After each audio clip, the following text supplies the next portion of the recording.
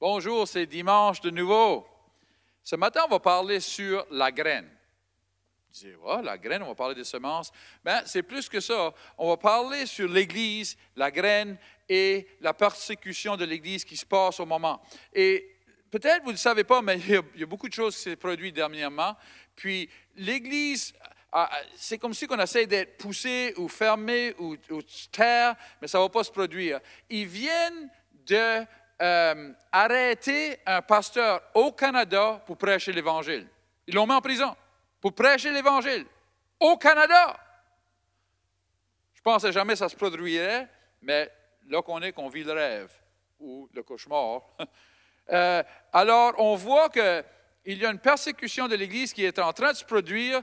Et dans le milieu de tout ça, c'est le temps que l'Église se réveille, c'est le temps que l'Église se monte, c'est le temps que l'Église ait une voix de nouveau sur la terre, gloire à Dieu. Je pense qu'on a tombé endormi, à la roue, puis Dieu est en train de nous réveiller. Alors, c'est important qu'on comprenne le jour qu'on vit dedans. Dans Luc 21, verset 25, ça dit « Il y aura des signes dans le soleil et la lune et les étoiles. » Gloire à Dieu. On a eu les lunes de sang, on a eu les lunes bleues, les lunes blanches, les grosses lunes, les petites lunes. On a vu les étoiles où les planètes se sont mises en ligne. On a vu l'étoile de Bethléem de nouveau. Cette année passée, on a vu toutes ces choses dans le ciel qui se produisent pour nous dire, on voit, et sur la terre, une angoisse des nations. On voit les nations se combattre une contre l'autre. On voit qu'est-ce qui se passe, une pandémie. Toutes ces choses se produisent maintenant et c'est des signes qu'on est à la fin des temps. Mais ce n'est pas le temps que l'Église se mette de l'arrière ou se cache dans un coin. C'est le temps que l'Église soit là. On est la réponse à la pandémie. On est la réponse aux choses qui se passent. On entend parler qu'il y a beaucoup de monde qui ont de la misère avec comment est-ce qu'on dit ça? Le pensée ou ils sont suicidaires, ces choses-là. On a la réponse pour eux, gloire à Dieu, la joie du Seigneur, la paix du Seigneur, c'est la réponse. On doit répandir l'Évangile plus que jamais, gloire à Dieu. C'est le temps que l'Église se réveille et que l'Église soit l'Église. Ça dit, verset 26, « Les hommes rendant l'âme de peur et à cause de l'attente des choses qui viennent sur la terre habitée, car les puissances des cieux seront ébranlées. » Et c'est quelques années passées, on entendait les prédicateurs dire, arrêtez de surveiller les nouvelles continuellement. Arrêtez de regarder ce qui se passe continuellement parce que votre cœur ne va pas pouvoir prendre ce qui se passe. Et on est là maintenant. Si vous écoutez toutes les choses que les nouvelles disent, ça mène la peur. Et la peur, c'est un esprit. Ce n'est pas un esprit de Dieu, ce n'est pas un esprit qui vient de Dieu. Dieu nous dit, je ne vous ai pas donné un esprit de peur. Alors, la peur ne vient pas de Dieu et on doit se débarrasser de la peur. Et la meilleure manière de se débarrasser de la peur, c'est d'arrêter de surveiller tout ce qui se passe autour de nous et se mettre dans la parole de Dieu. Et se mettre en prière et entendre qu'est-ce que Dieu est en train de parler dans la terre maintenant. Et j'ai partagé dimanche passé, Dieu est en train de nous dire qu'on va voir des âmes venir au Seigneur plus que jamais. On se prépare, nous autres, avec une deuxième tank pour baptiser parce qu'on sait qu'on va baptiser du monde un après l'autre. On voit dans les derniers mois, on a vu, je ne sais pas comment de monde venir au Seigneur, tous des nouveaux. Chaque fois qu'on fait notre nouveau programme Gateway pour les nouveau-nés en Christ, c'est plein à déborder. Là, on a encore une 15-20 quelques qui veulent prendre notre nouveau Gateway qui commence dimanche. Je vous dis, Dieu est en train de faire quelque chose sur la terre et on voit que ces hommes, ils viennent au Seigneur et ils grandissent vite. Gloire à Dieu! Ils grandissent assez vite, c'est incroyable. Et on voit ces choses en train de se faire maintenant dans la terre, c'est excitant. Et on va voir encore plus dans notre ville, dans Moncton, dans New Brunswick, dans le Canada, des âmes venir au Seigneur. Vos familles, vos enfants, vos petits-enfants. 2 Timothée, chapitre 3, verset 1, ça dit « Sachez que dans les derniers jours, il y aura des temps difficiles. » Si tu étudies ça, ça dit qu'il va y avoir du monde, des hommes qui sont mauvais, qui font des mauvaises choses. On sait que pour que tout vienne en place où on va, il doit y avoir ces hommes qui font des... Je veux dire, il y a des leaders des pays qui font des choses, tu grattes la tête, comme, êtes-vous stupide de même? Qu'est-ce qui est le problème? Comme, personne ne fait ça. Ils détruisent les économies, ils détruisent notre économie, ils arrêtent les affaires quand même de l'économie dans notre pays. Parce qu'ils veulent détruire l'économie pour avoir une économie, un pays, que ça soit mondial. Et on sait que c'est ça qu'ils veulent. Ils appellent ça le grand reset ou whatever. on voit que ça se produit right now, ça se produit maintenant. Alors, il faut comprendre où on est et comprendre qu'est-ce que l'Église doit faire dans ces temps. Ce n'est pas le temps de dire, ça va se produire, ça va se produire. Oui, ça va se produire, ça va se produire. Mais dans le milieu de ça, on peut gagner des âmes pour le Seigneur. Dans le milieu de ça, on peut avoir une voix. Alors, on voit qu'il va y avoir des hommes que il parle aux chrétiens ici. Il ne parle pas à des païens. Il ne parle pas aux gentils, il parle à des chrétiens. Puis ils leur disent, leurs cœurs vont faire faillite.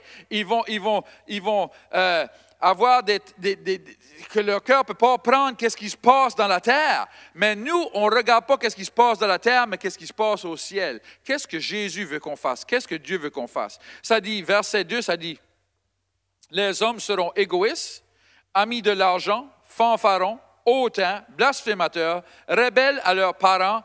On ne peut pas même élever nos enfants maintenant, c'est qu'on écoute. Tu n'as pas le droit de donner une volée à ton enfant, tu n'as pas le droit de corriger les enfants.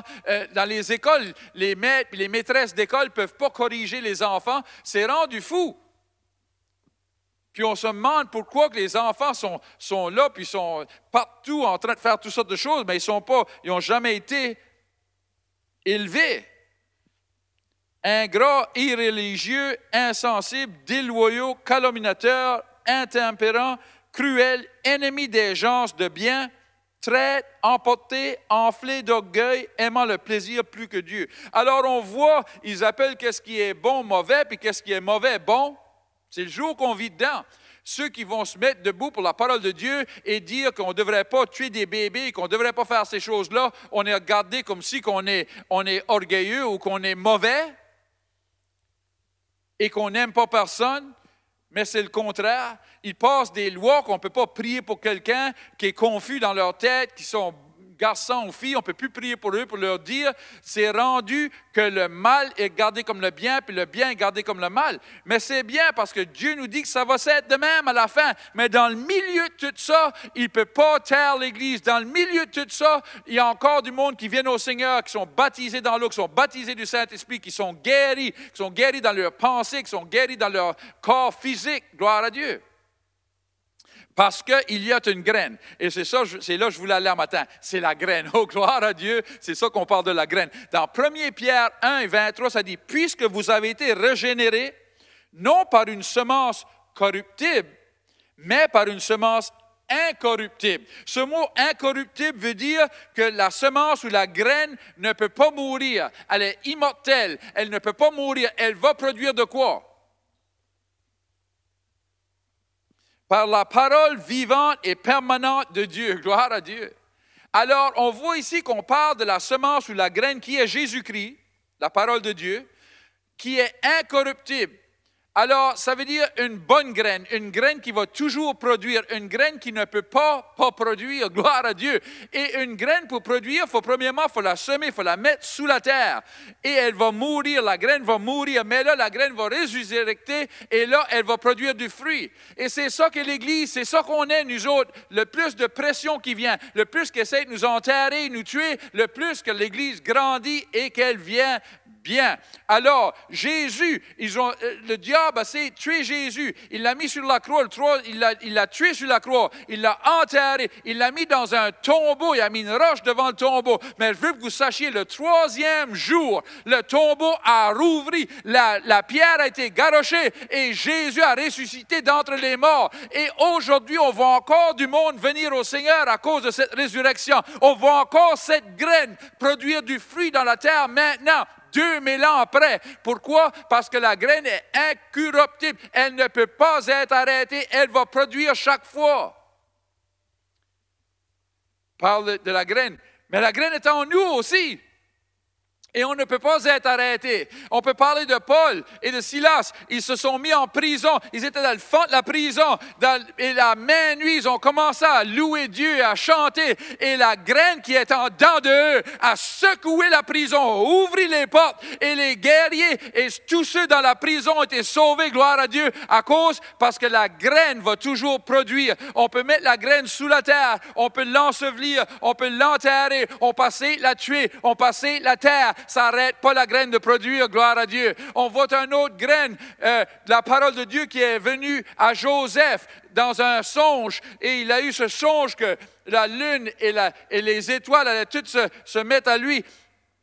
Et on voit ses frères l'ont vendu, s'en va en Égypte. Il est en prison en Égypte. Il est mis dans le sous de la prison, il est enterré dans la prison. Mais Dieu est plus grand que la prison, Dieu est plus grand que la persécution. Et là, on voit que Joseph est soulevé de la prison. Il est mis deuxième à Pharaon. Et là, il sauve Égypte et sa famille. Gloire à Dieu.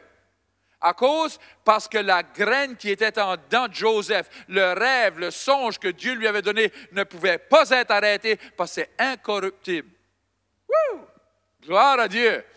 La parole de Dieu va toujours venir à passer.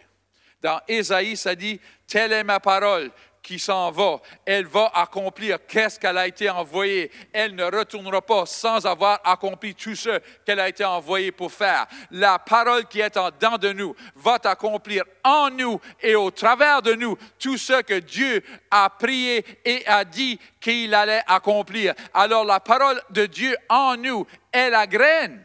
On est la graine dans la terre. L'Église est la graine dans la terre. On peut persécuter l'Église, ça ne l'arrête pas. On peut emprisonner les pasteurs, ils ne vont pas se taire. Le pasteur qu'ils ont emprisonné en Alberta, ben, il est en prison, mais sachez quoi? Il prêche probablement dans la prison, gloire à Dieu. On ne peut pas arrêter la parole de Dieu et elle va produire partout où on la met. Elle pouvait produire dans la prison. Dans le livre des Actes. Elle pouvait produire dans la prison quand Joseph est en prison. Elle peut produire dans la prison en Alberta. Elle produit partout. L'ennemi se tire toujours dans le pied quand il commence à persécuter l'Église. Moi, je pense qu'il y a du monde qui sont tombés endormis dans l'Église, dans le rêve ou le songe de religion. Ils sont tombés endormis et Dieu est en train de les secouer et dire, réveille-toi, arrête de rêver, arrête de dormir. C'est le temps de prêcher l'Évangile, c'est le temps de gagner ta famille, c'est le temps de gagner tes voisins, c'est le temps de gagner tes coéquipiers à l'ouvrage, c'est le temps de gagner ta ville, ta province, puis ton pays, gloire à Dieu. C'est le temps que l'Église se réveille. Elle ne peut pas s'être arrêtée. Persécution n'a jamais arrêté l'Église. Ça la réveille seulement, gloire à Dieu. Tu as poqué l'ours et l'ours va se réveiller, gloire à Dieu. On voit ces choses se produire. Nous, on le voit dans notre ville. Nous, le Seigneur nous a parlé qu'on allait gagner notre ville pour Jésus, qu'on allait voir toutes sortes d'âmes venir au Seigneur. On s'est déjà acheté une deuxième tank pour baptiser. On sait que Dieu est en train de faire des grandes choses et on l'espère. On a une espérance, gloire à Dieu, que Dieu va faire des grandes choses dans ces derniers temps.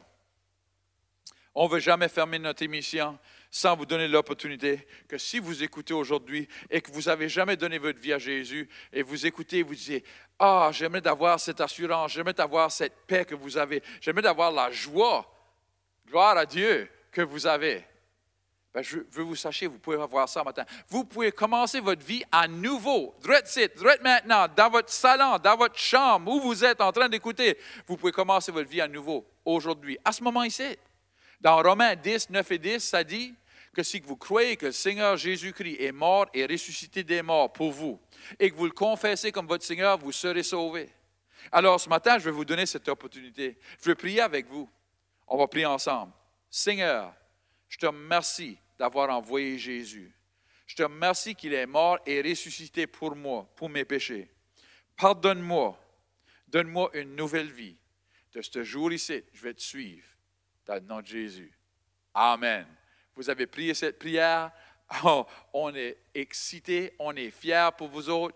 Si vous êtes dans la région de Moncton, venez nous voir dimanche prochain. On est ici à 10h30. Si vous êtes en dehors de Moncton, trouvez une bonne église et allez à l'église dimanche prochain.